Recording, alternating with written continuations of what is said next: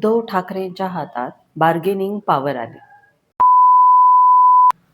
खरं बघायला गेलं तर महाराष्ट्रातल्या राजकारणातले खरे चाणक्य हे फक्त आणि फक्त संजय राऊत आहेत.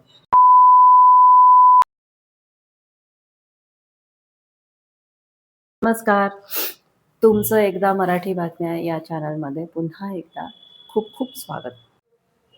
संजय राऊत म्हणतात की महाराष्ट्रातलं कुणीही कुठलंही व्यक्ती ला नाही आवडणार की बीजेपीचा महापौर झाला.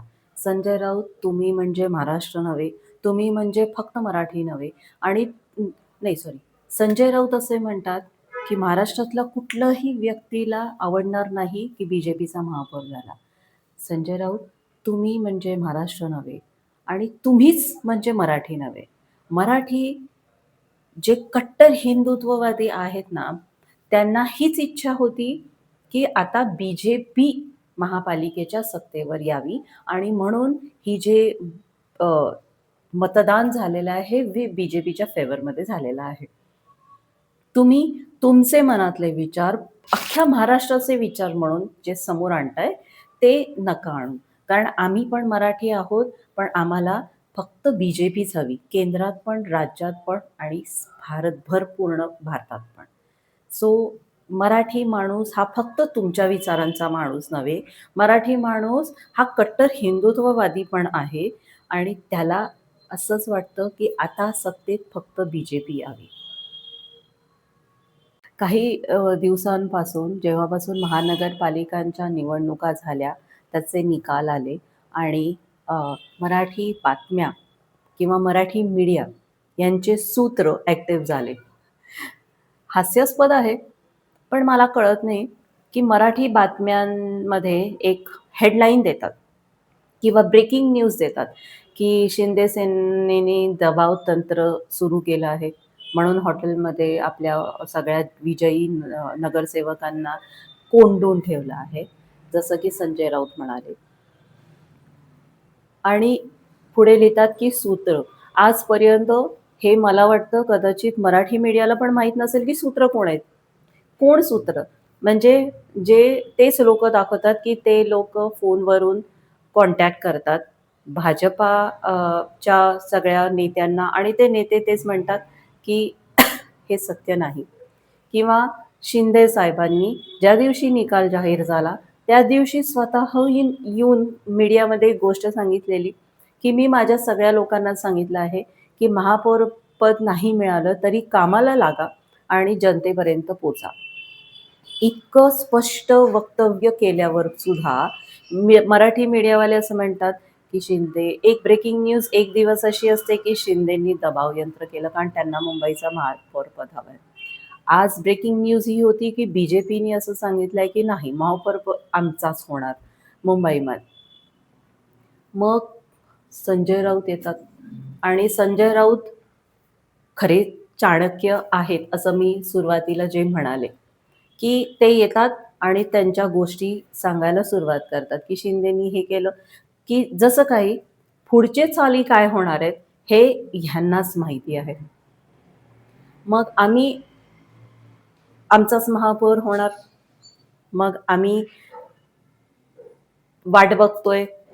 मग शिंदेंनी आपल्या नगरसेवकांना कोंडून ठेवलंय आणि मग कल्याण आणि डोंबिवली आणि आमचे नगरसेवक आपल्या आपल्या घरात राहतात आहे. सगळं व्यवस्थित चालू आहे. मग कल्याण आणि डोंबिवलीमध्ये संजय राऊत तुमच्या ज्या नगरसेवकांना तुम्ही दामटवून ठेवलं आहे किंवा त्यांना नोटीस पाठवली आहे, ते काय होतं? म्हणजे ह्याच्यावरनं स्पष्ट हे दिसतंय, की उबाठाचं राज्य महापौर नाही होऊ शकत किंवा मुंबई हातातनं निसटली आहे, त्याचा त्यांना प्रचंड त्रास होतोय. पण मग तो दाखवायचा कसा? तर तो असा काहीतरी काय म्हणतात त्याला कुठल्याही खोट्या गोष्टी उठवायच्या, काहीही बोलायचं.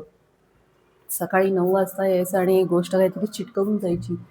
हे लोकांना मूर्ख समजून असे वक्तव्य विरोधात बसून करत असतात.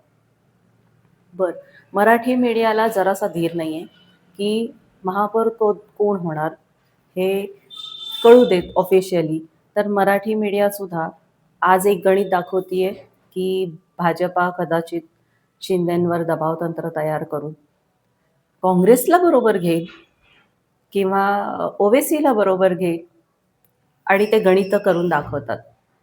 हे बघताना असं वाटतं, की मराठी मीडिया अ, का बरं सगळं असं म्हणजे मीडिया प्रत्येकजण बघत असं मराठी बातम्या महाराष्ट्रातलं प्रत्येक व्यक्ती बघत असावं. पण मग हे असं दाखवून, खोटं दाखवून का बरं एक ब्रेकिंग न्यूज तयार करतात? का तुमच्याकडे खऱ्या ब्रेकिंग न्यूज नाहीयेत का? किंवा उगाचच गणित आणि हां, हे मीडियावाले ना मला असं वाटतं, की उद्धव ठाकरेंच्या गटाला जास्त फेवर करतात. त्यामुळे संजय राऊतनी एक पाचकळ जोक जरी मारला, तरी त्याच्यावर अगदी हाशा बांधणारे हे लोकं. हास्यास्पद आहे. पण जसं उद्धव ठाकरेंच्या सीट कमी जरी आल्या, तरी हे लोकं असं म्हणतात, की टफ फाईट दिली. पण जेव्हा बी-जे-पीच्या सगळ्यात जास्त सीट्स आल्या आहेत महापालिकेमध्ये, तर ते म्हणतात, की बी-जे-पी एवढी मोठी पार्टी असून हवं तेवढं यश त्यांना मिळालं नाही. हे काय आहे? तुम्ही न्यूट्रल राहून फक्त बातम्या दाखवल्या पाहिजेत. तुम्ही कोणाचं फेव्हरिझम नाही केलं पाहिजे. पण हे सुरू आहे. आणि म्हणून का होईना माहीत नाही, पण आजकाल ना मराठी बातम्या बघायची इच्छाच होत नाही. कारण तिथे उगाच काहीतरी सूत्रांच्या माहितीनुसार खोटं-खोटं दाखवलं जातं. जेव्हा की शिंदेसाहेब आणि बी-जे-पीचे सगळे म्हणतात आहे, की महायुतीचाच महापौर होईल. पण हे लोकं आपलं वेगळंच दाखवतात, की बी-जे-पी कदाचित उद्धव ठाकरेला पण घेऊ शकते. बी-जे-पी कदाचित काँग्रेसला पण घेऊ शकते.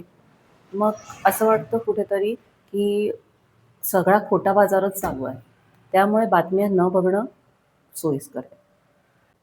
तुम्हाला जर विचार पटतात आहे आणि जर मी बरोबर बोलतेय किंवा मी चुकीचं सुद्धा बोलतेय, तर ते कमेंटद्वारे कळवलं पाहिजे ना. तर कृपया व्हिडिओ बघितल्यावर त्याला लाईक करा, आवडत असेल तर कमेंट करा आणि ह्या चॅनलला सबस्क्राईब जरूर करा. तर भेटूयात परत एकदा पुढच्या व्हिडिओमध्ये एक नवीन विषयासह. तोवर जय हिंद, जय तू हिंदू राष्ट्रम, जय हिंद, जय भारत, जय महाराष्ट्र.